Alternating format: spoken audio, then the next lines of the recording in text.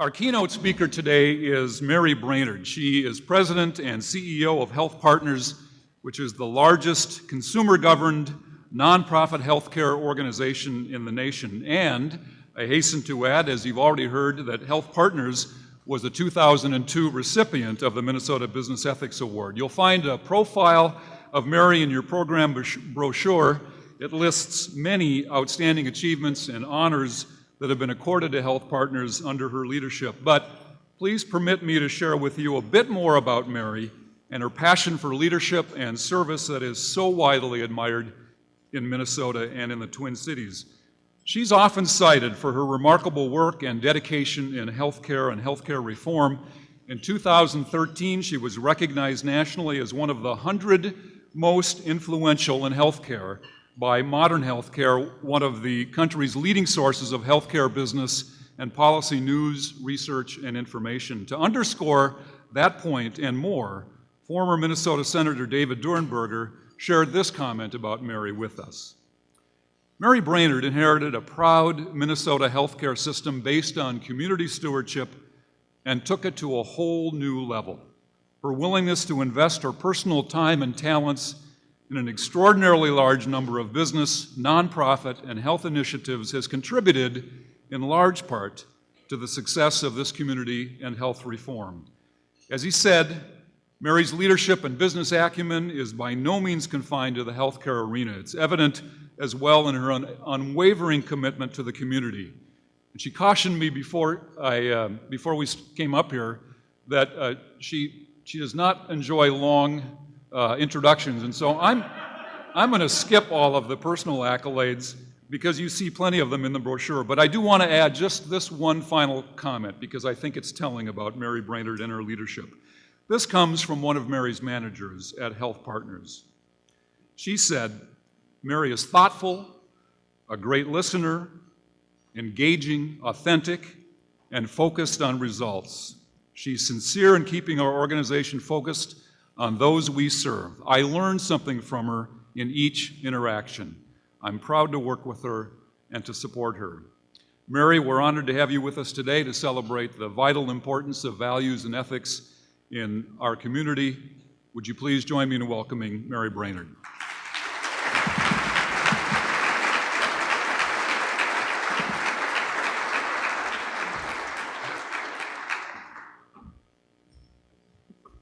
Good afternoon.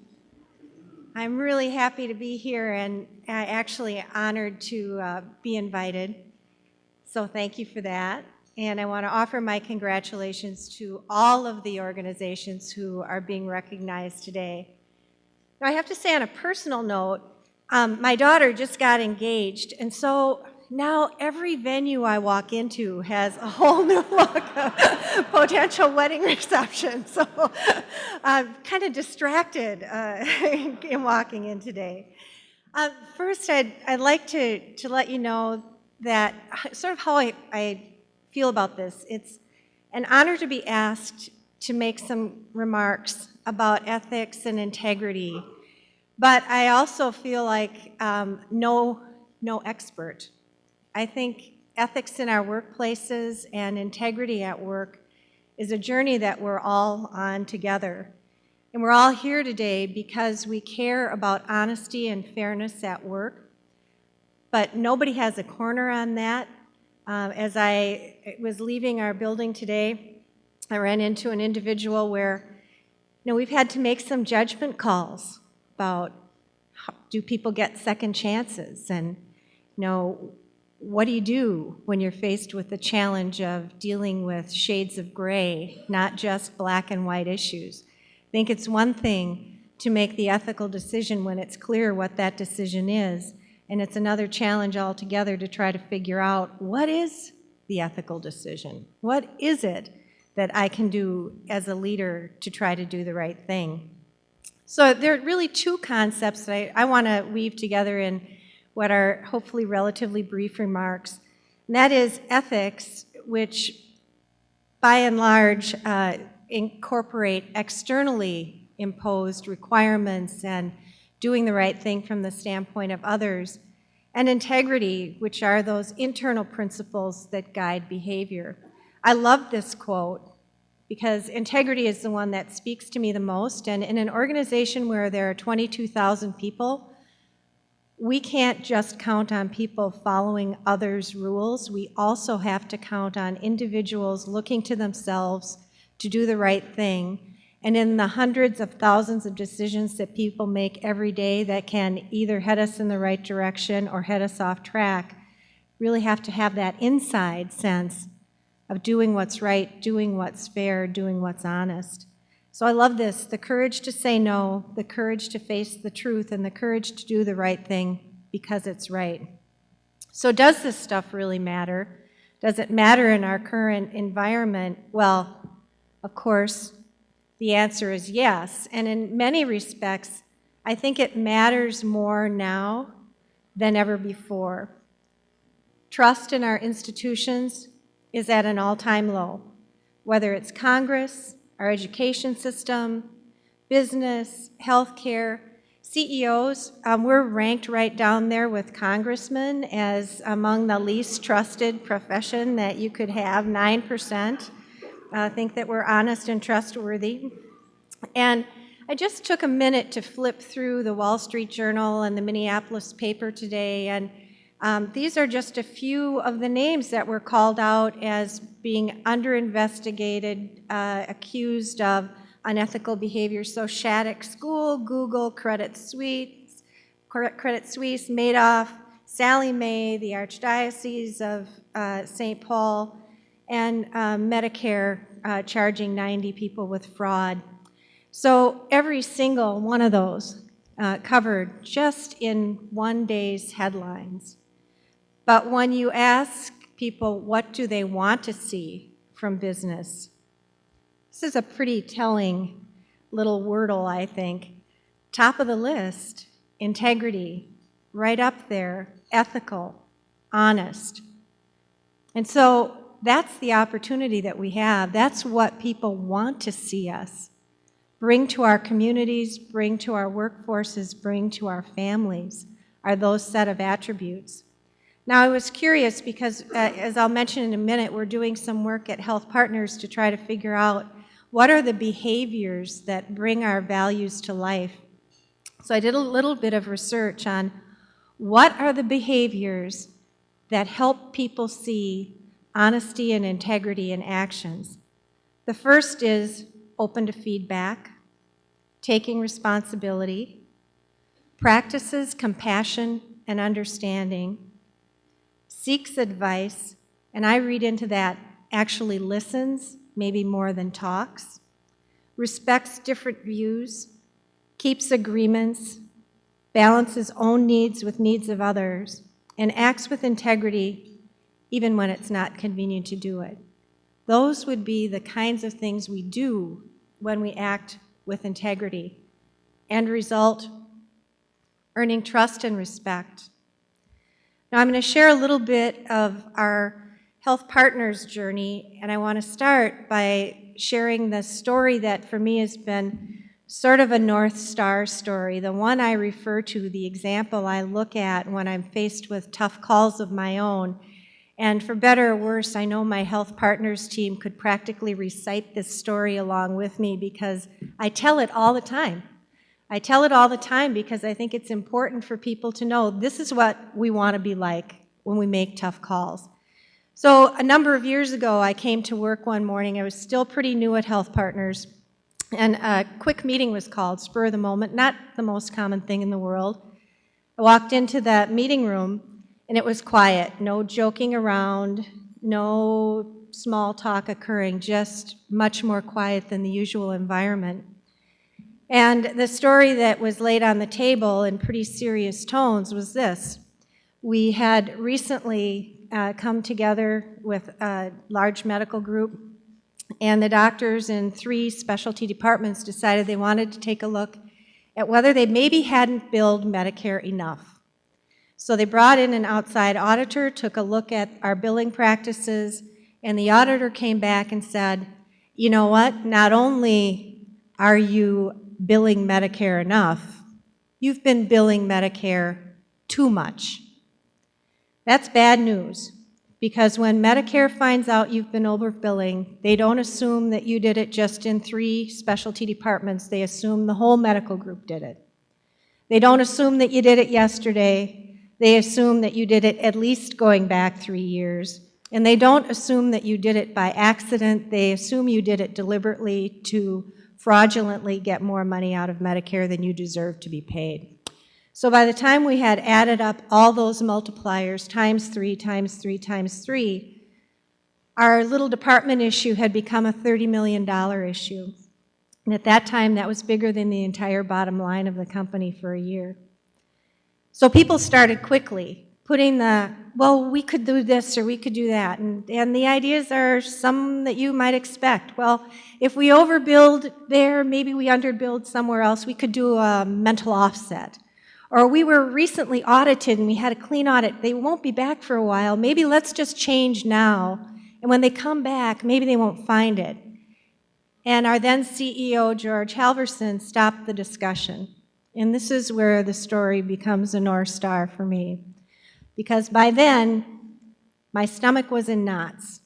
I was feeling sick. I was new enough that I wasn't sure what my organization was going to do in a tough situation. And I knew this was a real deal. This was a really big deal, tough call. George stopped the meeting and he said, I just want to make it clear, I already know what we're going to do. Tomorrow morning, we're calling a meeting of our board of directors and we're going to tell them what's happened. The second thing that we're going to do is we're going to prepare to self-disclose to Medicare. And the third thing we're going to do is hire ourselves the best damn lawyer we can find because we're not dumb. Well, we did all that, and it took us a couple of years to work our way through it. It was not easy, but I remember thinking the not easy part of working through it was nothing compared to the sick stomach or sleepless nights you'd experience in making the wrong decision.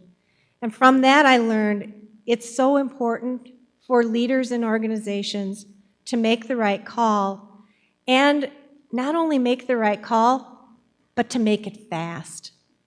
If we had reached that conclusion about how to handle that after 3 weeks of debate, that's a pretty different message than being clear about the right thing and doing it right away. So I've been so conscious since then of, as I mentioned, sharing that story, looking to try to reinforce that the organization will stand behind the 22,000 people who make that right decision themselves at work in what they do. But there's a lot more to it, I think, for most of our organizations than that. So, business without values, business at risk. I believe that having an ethical infrastructure or integrity as a value is actually a predictor of business success. I think without values, you're at risk every single day for a bad decision that the organization will make, blind spots that you won't be aware of, and really the frustration of not living up to potentials of individuals and organizations. So the journey we've been on is kind of an interesting one. We merged with Park Nicollet a little over a year ago, and the good news is Park Nicollet has also been an Ethical Business Cultures Award recipient. It gave us a great opportunity to visit again our mission, vision, values. We made the call early on that mission and vision is owned by our board of directors. That's the role of governance and leadership. And we reinforced that our mission is to improve health and well-being, focusing on total persons, not only healthy bodies, but healthy minds and spirits in partnership. And then a vision that focuses on health as it could be, affordability as it must be, because unaffordable health care is one of the greatest obstacles we face in our country as individuals, as employers, and as a government, and relationships built on trust. What I love about using the word trust is you don't get to call yourself trusted. Only the people who connect with you as your customers, your patients, your members, can call you trustworthy. And values, we spent time literally in 250 different sessions with our workforce talking about what are the most important characteristics we could call out about what we are, not every day, we're sure far from perfect, but what we're like when we're at our best. And integrity is one that came out loud and clear at the top of the list. And one of the guys in one of our clinics told me that sometimes he thinks people think about integrity as something attributable to businesses, or it is all about business ethics. He said he feels like he can show integrity in his work every single day by doing things like meeting commitments. When he says he's going to call you back by 3 o'clock, calling you back by 3 o'clock. When he says he's going to have a report done, having it done on time. For him, it's about being honest, direct, and keeping commitments. And there isn't a person anywhere who couldn't live up to that or live with that definition of integrity. So work about the culture, and I imagine every person in the room has seen this before, that what people see of an organization is that 10% above the waterline, but 90% is below the waterline. The things that are the way we do it around here, the assumptions people make in an organization that new people have to learn about how we get things done. In our environment, we believe culture needs to be intentional. We have so many touch points, so many opportunities to do it well and to continue to improve, or we can easily get off track. So this complicated slide, and that's the last really significant one I have, are all the touch points we believe are part of figuring out how we can intentionally establish a culture built on integrity. So as I mentioned, mission, vision, values. In our case, we have a unique group of professionals, physicians and dentists, and a special effort focused on how do we have the conversations with those professionals. Involvement and engagement strategies, because something you not need to read, you need to own. Governance and tone at the top, a pretty big deal. Leadership development clearly needs to focus on how we live out integrity in our organization. Our goals, plans, and our scorecards. How are we doing at earning the trust of the people that we serve? Code of conduct, big part of this, and the time that we spend each year talking about that code. What do we recognize and appreciate in our workforce? What are the elements that relate to integrity and good business judgment? And how do we call that out? Storytelling. I gave you one story. There are others, and we need to continue to tell the stories because that helps people imagine what they would do in similar situations. Compensation and incentives. We're very concerned about making sure that our compensation and our incentive systems align with the values that we have in the organization. And then we're lucky we work in healthcare, so many parts of our organization have daily or multiple time a day huddles, chance to reinforce the values in what we do, tell the stories, call it out, and give consistent messages. And even in our least huddly areas, we have that chance generally 3 or 4 times a week. Our orientation programs, we really believe it starts right from the word go and more. But we think the chance that we have is to shape an environment where the values come to life. So I think we're making progress, but it's a journey. And apparently others are making progress as well. This is a chart from the Ethics Resource Center. Shows that at 2 and 3 companies right now are viewed as having positive ethics cultures. And I don't think that's by accident. I think that the work of groups like the Center for Ethical Business Cultures has done a lot to ignite knowledge and enthusiasm and commitment for building ethical work environments. And so that's really what I wanted to say is I think this is intentional work. I think it's really important work. I think every one of us as an individual can have an impact on our workplace, our culture, our beliefs, and the values that we show at work. I'm delighted to be part of an organization that cares about bringing that work to the next level.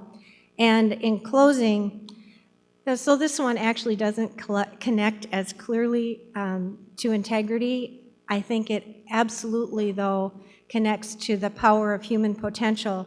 It's my favorite quote, and it's from the Nelson Mandela inaugural speech, that our deepest fear is not that we're inadequate. Our deepest fear is that we are powerful beyond measure. It is our light, not our darkness, that frightens us.